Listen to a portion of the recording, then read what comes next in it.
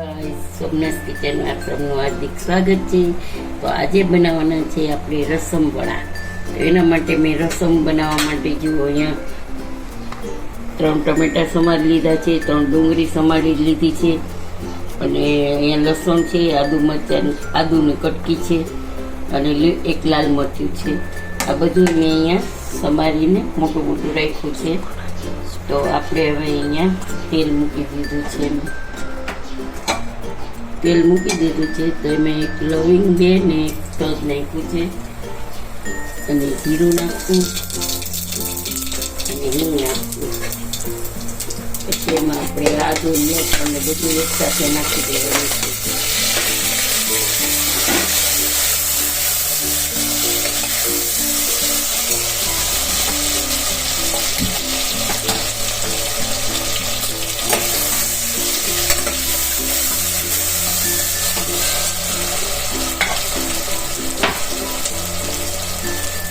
એક ચમચી જેટલું જેટલું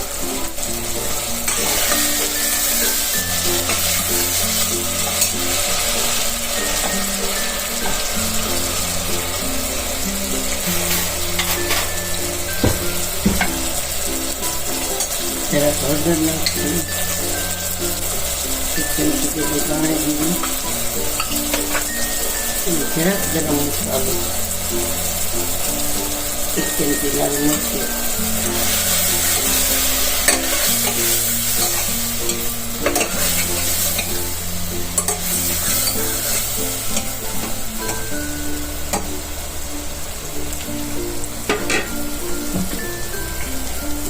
પછી આપણે નાખી દઈશું પાણી.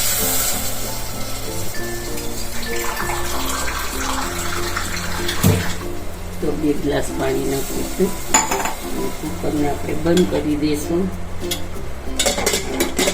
4 વિસલ કરીને પછી ગેસ ઓફ કરી દઈશું આપણે. તો ગાઈઝ આપણે જે રસમ જે વઘાર્યું હતું ને એ ઠરી ગયું ને પછી મેં એને એકદમ મિક્સરમાં ફેરવી દીધું છે ને એકદમ પીસી લીધું છે.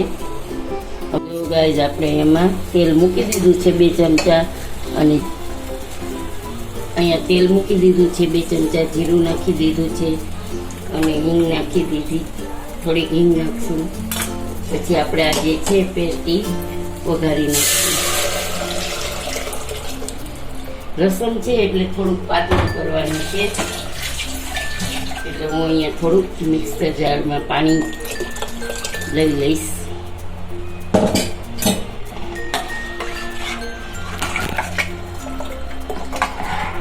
ગેસ શું કરવાનું કહેતા હતા?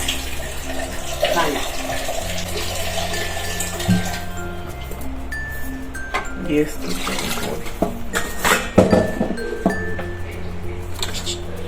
આપણે એમાં પછી મરચું પાવડર થોડુંક પાછું નાખશું, અને ધાણા જીરું નાખશું, અને પાછું ગરમ મસાલો નાખશું થોડોક, અને ખાંડ નાખશું આપણે 3 ચમચી ખાંડ નાખશું. હવે ખાંડને બેલેન્સ કરવા માટે આપણે ખટાશ જશે તો આમ રસમમાં આંબલી હોય, પણ અમે આંબલી યુઝ નથી કરતા, એટલે હું અહીંયા 1 લીંબુનો ક્યુબ છે એ નાખી દઉં છું. એટલે 1 લીંબુનો રસ આપણે આમાં નાખવાનો છે.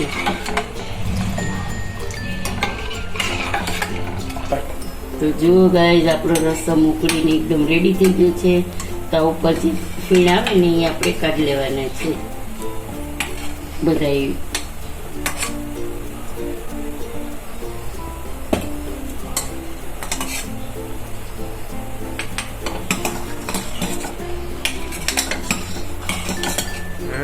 જો આટલો પતલો છે. હવે આપણે 2 મિનિટ માટે ઉકાળશું, પછી ગેસ કરી દઈશું. હવે આપણે 2 મિનિટ માટે ઉકાળીને ગેસ કરી દઈશું ઓફ. તો આપણો રસમ રેડી છે. તો જો ગાઈઝ આપણો રસમ રેડી છે. 2 મિનિટ 3 મિનિટ માટે ઉકાળવા રાખ્યો તો હવે એટલો રસમ છે એટલે આટલો પતલો તો હોય જ. તો આપણો રસમ તૈયાર છે. તો ગેસ કરશું ઓફ. અને આમ બાજુ આપણે અપમ કરશું, તો અપમનો વિડીયો મેં પેલા નાખી દીધો છે, તો તમે એમાં જોઈ લેજો. ચલો ગાઈસ, આજનો આપણે અપમ અને રસમનો વિડીયો બનાવ્યો છે. તો તમને આ બે વાનગી કેવી લાગી તે કમેન્ટ કરીને જણાવજો. સબસ્ક્રાઈબ કરજો, શેર કરજો અને લાઈક કરજો.